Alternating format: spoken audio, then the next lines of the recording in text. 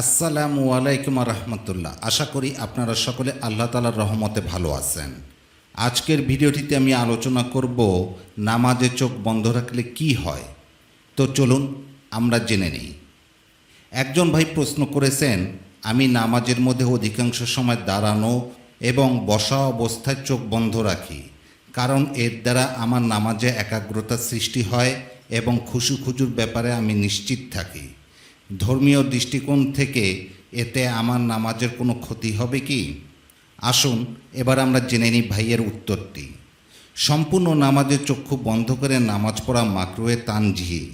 তবে হ্যাঁ, যদি কেউ নামাজে একাগ্রতা সৃষ্টি করার জন্য মাঝে মধ্যে চক্ষু বন্ধ করে এবং মাঝে মাঝে খোলে, তাহলে নামাজ মাকরু হবে না। যেমন চক্ষু বন্ধ করে কিরাত পড়ে এবং রুকুতে যাওয়ার সময় চোখ খোলে, তাহলে তার জায়েজ আছে।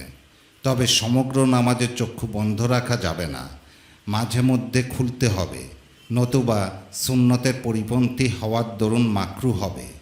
প্রমাণ ফতোয়া দারুল উলুম 4/109।